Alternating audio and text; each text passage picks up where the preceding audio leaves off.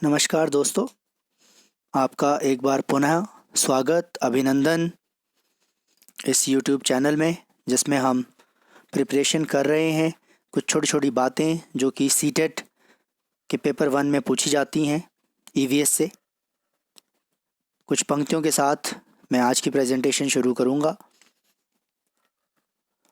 मंजिल की जुस्तजू में मुकद्दर न देखना, एक बार चल दिए तो पलट कर न देखना। मोती की आरजू है अगर तो साहिल पर ठहर कर, गहरा है किस कदर ये समंदर ना देखना। ब्लो हॉट ब्लो कोल्ड एक कहानी है एक वुड कटर की, और यहाँ पे एक फिक्टिशियस कैरेक्टर छोटा सा बौना ड्वार्फ मैन बनाया हुआ है जिसका नाम मियाँ बलिस्ते है। और आपको यहाँ पे ये भी जानना ज़रूरी है क्योंकि ये क्वेश्चन आया हुआ है कि ये जो कहानी है ब्लो हॉट ब्लो कोल्ड ये किसके द्वारा लिखी गई है। तो ये डॉक्टर जाकिर हुसैन के द्वारा लिखी गई है, जो बच्चों से काफ़ी प्यार करते थे और उन्होंने काफ़ी सारी इस तरह की कहानियाँ लिखी हैं। और वो जब इन्होंने कहानी लिखी उस समय वो भारत के प्रेसिडेंट थे, राष्ट्रपति थे। तो यहाँ पे एक छोटी सी कहानी है और एक कॉन्सेप्ट भी दिया गया है साइंस का कॉन्सेप्ट यहाँ पे दिया गया है कि air can be hot and it can be cold but it depend upon the external medium. ये एक्सटर्नल मीडियम पे डिपेंड करता है कि हवा गर्म होगी या ठंडी होगी। जैसे सर्दियों के दिन होते हैं तो हम हाथों पे फूंक मारते हैं तो हमें लगता है कि भाई हवा गर्म है, क्योंकि उस समय क्या होता है बाहर का जो हमारे हाथों का टेम्परेचर काफ़ी कम होता है, अंदर की हवा ज़्यादातर वार्म होती है। ठीक है, इसी तरह गरम गरम दाल है, गरम गरम आलू हैं उबलते हुए, उनको जब आप खाते हैं तब भी फूंक मारते हैं। और कभी कभी जब बहुत सर्दी होती है तो हम हाथों पे फूंक मारते हैं तो हम अपने हाथों को गर्म करते हैं। तो ये डिपेंड करता है कि बाहर का जो टेम्परेचर है वो किस तरह का है। तो ऐसे अलग अलग सिचुएशंस यहाँ पे दी हैं। ये क्यों दी जाती हैं? ताकि इस तरह की कहानियाँ इसलिए दी जाती हैं ताकि बच्चे जो है इसमें इंटरेस्ट लें और खेल खेल में ही छोटे छोटे कॉन्सेप्ट्स जो हैं वो सीख जाएं। जैसे कि बहुत सारे म्यूजिकल इंस्ट्रूमेंट के बारे में यहाँ बताया है, फ्लूट, ढोलक, बीन। तो आपको पता होना चाहिए कुछ ऐसे इंस्ट्रूमेंट्स होते हैं जिनमें स्ट्रिंग्स को स्ट्रेच किया जाता है, जैसे गिटार, सितार। कुछ ऐसे होते हैं जिनमें स्ट्रेच मेम्ब्रेन होती है, जैसे ढोलक, तबला। और कुछ ऐसे होते हैं जिनमें ब्लो एयर करनी पड़ती है और वो आवाज़ क्रिएट करते हैं, जैसे कि फ्लूट, जैसे कि शहनाई, माउथ ऑर्गन। तो इस तरह की चीज़ें हमने याद रखनी है। यहाँ पे और भी दिया है कि बच्चे छोटी छोटी चीज़ों से भी इसे बजा सकते हैं सीटी, जैसे टॉफ़ी के रैपर से, किसी पत्ते से। फिर एक और चीज़ है, हमारी बॉडी के अंदर एक बायोलॉजिकल क्लॉक होती है, और बायोलॉजिकल क्लॉक जो हमारा हार्ट बीट है लगातार चल रही है, पल्स रेट चल रहा है, उसको आप स्टेथोस्कोप से हियर कर सकते हैं। ये यहाँ पे थोड़ा सा दिया गया है। इसी के साथ जो अगला जो हमारा चैप्टर है, who will do this work, this is related to the different kind of a work which are done by the different people in the society, and you know these are called as our helpers. So why these chapters are introduced in the book, EVS book? So that the student will get the idea about the society. जैसे मैंने आपको पहले भी कहा कि भाई EVS जो है it is a integration of social science and science. तो ये सारे सोसाइटी से रिलेटेड इश्यूज़ को बताने के लिए कि cleanliness is next to godliness. तो सफाई बहुत ज़रूरी है, और आपको पता है कि इसके लिए बहुत सारे जो हमारे पहले से ही ऐसा काम किया जा रहा है। अभी प्रधानमंत्री नरेंद्र मोदी भी इसके ऊपर काफ़ी काम कर रहे हैं। तो यहाँ पे काफ़ी सारी कहानियाँ, छोटी छोटी कहानियाँ दी हुई हैं। एक नारायण बावला, एक छोटा सा 11 साल का लड़का है, वो गांधी जी के साबरमती आश्रम में रहता था। वो बहुत सारे काम करता था, क्लीनिंग का जॉब भी करता था, लेकिन बहुत सारे गेस्ट आते थे, वो अपना टॉयलेट साफ़ नहीं करते थे। तो वो बड़ा गुस्से में आता था कि भाई टॉयलेट क्यों नहीं साफ़ करते, क्योंकि गांधी जी के आश्रम का एक रूल था कि हर कोई अपने टॉयलेट्स भी साफ़ करेगा। तो लोगों को सिखाने के लिए एक बार गांधी जी और उनकी टीम ने गांव के आसपास के एरियो में सफाई का अभियान शुरू कर दिया। So this is just a motivation that why the students, why these kind of a chapters are given in the books to motivate the student to tell them about the burning issue of the society. एक childhood story बताई हुई है यहाँ पे doctor Bhimrao Ambedkar के बारे में, जो कि एक छोटे से 7 साल के लड़के थे। तो वो गोरेगांव में गए हेयर कट करने के लिए, तो उनको वहाँ पे हेयर काटने नहीं दिया गया, क्योंकि वहाँ पे रिच फार्मर्स हाउस की बफेलो के हेयर काटे जा रहे थे। तो उन्होंने जो इसको इरेडिकेशन करने के लिए, जो हमारे अगर हम बात करें इसको कास्ट सिस्टम को इरेडिकेट करने के लिए, बाबा साहब अम्बेडकर ने justice for the people like him after India freedom the constitution was prepared under the leadership of Baba Saheb Ambedkar. आप सभी को पता है ये।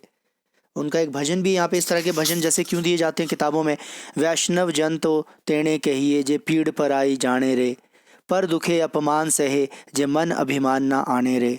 तो इस तरह के कुछ कुछ क्वेश्चंस आपसे पूछे जा सकते हैं कि भाई ऐसा क्यों हो रहा है। एक और यहाँ पे चैप्टर है बहुत ही interesting, across the wall. This is also a true story. Nagpada basketball association of Mumbai, ये कुछ लड़कियों की कहानी है यहाँ पे जिसके बारे में बताया गया है, अफसाना। तो अफसाना, जरीन, खुशनूर एंड अफरीन, इनके बारे में एक कहानी है।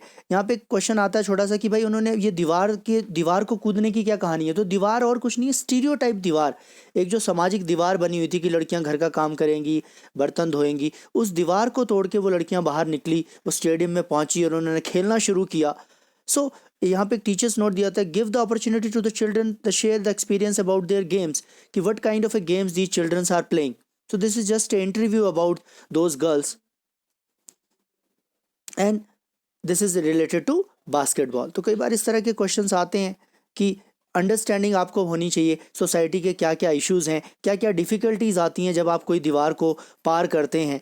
यहाँ पे कोच के बारे में एक छोटी सी कहानी आपने याद रखना है। The coach who made this team, Noor Khan, told us this part of Mumbai is very crowded. बहुत क्राउडेड एरिया था, यहाँ पे कोई बहुत ज़्यादा स्टेडियम नहीं था, एक छोटा सा स्टेडियम था, बच्चू खान प्लेग्राउंड। तो आपने इसको याद रखना है। Person named Mustafa Khan use to live in our area, every one was afraid of him but children were very fond of him, क्योंकि वो बच्चों को बास्केटबॉल खिलाया करता था। तो यहाँ पे बच्चू खान जो प्लेग्राउंड है वो अभी भी है, इसके बारे में यहाँ पे आप बता सकते हैं। Then there is another question, should the game for boys and girls be different. यानी टीचर ईवीएस की क्लास में क्वेश्चन पूछती है, तो ऐसा क्वेश्चन पूछने का क्या रीज़न है, ओपन एंडेड क्वेश्चन पूछने का क्या रीज़न है कि बच्चे की क्रिएटिविटी, बच्चे की थिंकिंग पावर, बच्चे का जो जेंडर बायस के बारे में स्टीरियोटाइप है अगर उसके मन में, अगर उसकी फैमिली की इन्फ्लुएंस कैसी है, so that child will tell and share his experiences in the class, and he can also change his views when teacher will interrupt it. Then there is another very interesting topic, no place for us. This is again a story of a person whose name is Jaitriya Bhai, and Jaitriya Bhai was sitting alone in a Mumbai in a slum area. Her daughter was watching television in the nearby house. Her son is not there because after the school he is doing the job work in fish market, in cleaning work. So why these kind of stories are given in the book? To tell the student about idea that what is happening in our society. This is a very interesting story, or we can say a eye-opening story of Jaitriya Bhai, because Jaitriya Bhai was a very young man. He was living in a village, Khedi village, which is surrounded by thick green forest. And suddenly what happened, the government people came, or you can say the project people came, and they told them that they are going to build a dam over here. So then the question can be asked that what are the difficulty faced by the people to for dam. Then sometime the teacher will ask the student some questions. These kind of questions can be asked in pedagogy. What is the difference between calm and peace? तो काम क्या है, piece क्या है, और कैसे वो silence से अलग है। तो एक साइलेंस एक अलग चीज़ है, सन्नाटा होना एक अलग चीज़ है, और मन की शांति होना एक अलग चीज़ है। सन्नाटा आपको एक किसी भीड़ वाली जगह में भी दिख सकता है कि बिल्कुल सन्नाटा छाया हुआ, कोई कुछ नहीं कर रहा है, लेकिन शांति जो है आपको किसी ऐसी जगह पे मिलेगी जो अच्छा सा हिल स्टेशन होगा, किसी नदी के किनारे आप बैठे होंगे, पक्षियों के चहचहाने की आवाज़ आ रही होगी। ऐसी बहुत सारी कहानी। जैत्रिया भाई को जब वो डैम उखाड़ दिया गया तो जैत्रिया भाई भी बड़ा खुश हुआ, लोगों को सपने दिखाए कि तुम्हें नया घर मिलेगा। उसको नया घर भी मिला, लेकिन वो घर इतना बेकार था, कच्चा था, पक्का घर तो था लेकिन इतना ज़्यादा वो जल रहा था, वो बेचारा वहाँ पर रह नहीं पाया, उसको वो बेचना पड़ा, उसकी वाइफ की डेथ हो गई। ऐसी बहुत सी कहानियाँ किताबों में दी गई हैं ताकि जो चिल्ड्रन है वो उनको पता लगे कि जो डिस्प्लेसमेंट है it is a very difficult task. ऐसे जो ट्रांसफरेबल जॉब होती है जैसे हम लोगों की, या कोई और भी जो लोग होते हैं जो ट्रांसफरेबल जॉब में होते हैं, तो उनके लिए भी बहुत डिफ़िकल्ट होता है एक प्लेस से दूसरी जगह पे जाना। बच्चों के लिए, आप लोगों के लिए भी कई बार होता है, जब आप स्कूल में होते हैं, एक स्कूल से दूसरे स्कूल में जाते हैं, बड़ा मुश्किल होता है। Then there is another story, seeds tells the story. तो ये भी एक तरह का क्वेश्चन आता है कि भाई वुडन ब्लॉक में 1940 से एक सीड, बाजरा की सीड्स, माइलेट की सीड पड़ी हुई हैं, और वो सीड्स जो हैं पड़े पड़े उस बॉक्स में पड़ी हुई हैं। अब उनको किसी ने निकाला, वो सीड्स किसी दादा ने रखी थी तो उसके पोते ने निकाला, क्योंकि उसका जो पोता था वो खेती बाड़ी नहीं कर रहा है, वो कुछ और काम कर रहा है, उसको अपने ट्रक के जो टूल्स हैं वो उसमें रखने हैं। तो टाइम कैसे चेंज होता है, क्या प्रोग्रेस जो है वो सच में एडवांसमेंट है। तो इस बारे में थोड़ा सा चीज़ के बारे में बताया हुआ कि भाई प्रोग्रेस तो हुई, लोगों ने ट्रैक्टर खरीद लिए, ये खरीद लिए, लेकिन क्या हुआ कि उसके बाद बहुत ज़्यादा किसी को कोई कृषि लोन हो गया या एग्रीकल्चरल में नुकसान हो गया, तो काफ़ी ज़्यादा प्रॉब्लम्स भी क्रिएट हुई। ऐसी थोड़ी थोड़ी चीज़ें यहाँ पे दी हुई हैं, एक आर्टिकल दिया हुआ है। इस तरह के क्वेश्चन आते हैं सीटेड में कि why these articles are included. Farmer in Andhra Pradesh have been sent to jail for not being able to pay back their loans. They had suffered a big loss in farming. One of these farmer, Nalappa Reddy, had taken a bank loan of 24,000. To repay the loan, he had to take another loan from a private money lender. साहूकारों से उसको loan लेना पड़ा. Even after 34,000 पे करने के बाद भी अभी उसका पैसा वैसे ही बचा हुआ है. तो ऐसी बहुत सारी कहानियां हैं जब फसल फेल हो जाती है, क्रॉप फेल हो जाती है. एक और कहानी यहाँ पे दी है, भास्कर भाई फार्म, डेहरी विलेज, गुजरात, जो कि बहुत बढ़िया ऑर्गेनिक फार्मिंग कर रहे हैं और फसलों को, अपनी प्रोडक्शन को बढ़ा रहे हैं. तो ऐसी चीज़ें हमें बतानी होंगी बच्चों को. और कुछ अलग अलग तरह के क्वेश्चंस आते हैं टीचर्स के बारे में कि भाई technology only big machines and instruments, a process और method is also a technology. सिर्फ मशीन ही नहीं है technology, we could also discuss. तो इस तरह के क्वेश्चंस ईवीएस में आपसे छोटा छोटा नॉलेज आपको पता होना चाहिए कि भी है क्या बुक में, कौन से चैप्टर से अगर क्वेश्चन आ गया. Like father like daughter, this is related to heredity, this is related to genetics. Genetics is a branch of biology which deals with heredity and variation. तो यहाँ पे देखिए, एक बच्चे को छींक आती है तो उसकी मदर कहती है, उसके पेरेंट्स कहते हैं कि भाई ये तो इतनी ज़ोर ज़ोर से छींकती है, तो वो किसी आपके पेरेंट्स से मिलती है. आपने देखा होगा आपके बाल आपके पेरेंट्स से मिलते हैं तो वो भी हेरिडिटी से आता है. आँखों का रंग होता है कई बार हमारा, उसको हम मैच करते हैं. तो इसके लिए हेरिडिटी एक चीज़ आती है. हेरिडिटी मतलब सेम कैरेक्टर जो पेरेंट्स से जनरेशन तक आते हैं, और वेरिएशन जो कुछ डिफरेंसेस होते हैं. जैसे कि यहाँ पे एक साइंटिस्ट के बारे में ये क्वेश्चन भी कई बार आया है कि भाई मेंडल जो थे उनको फादर ऑफ जेनेटिक्स कहते हैं, ग्रिगोर जॉन मेंडल. तो एक पुअर फार्मर फैमिली में पैदा हुए, लेकिन उन्होंने पढ़ाई की, फिर वो मॉन्क बन गए, फिर वो टीचर बन गए, मोनेस्ट्री में चले गए, उन्होंने वहाँ पे पी प्लांट पे काम किया और वो काफ़ी सक्सेसफुल हुए. उन्होंने लॉ ऑफ हेरिडिटी दिए. तो इस तरह की जो चीज़ें हैं ये आपने याद रखनी है, क्योंकि ईवीएस जो है हमारा डिफरेंट थीम्स में डिवाइडेड है, तो कुछ भी क्वेश्चन आपसे पूछा जा सकता है. So by this I have completed the whole EVS of class 5th, and I hope you will enjoy these video and you will get a little bit knowledge related to CTET, and it will give you a quick knowledge related to it.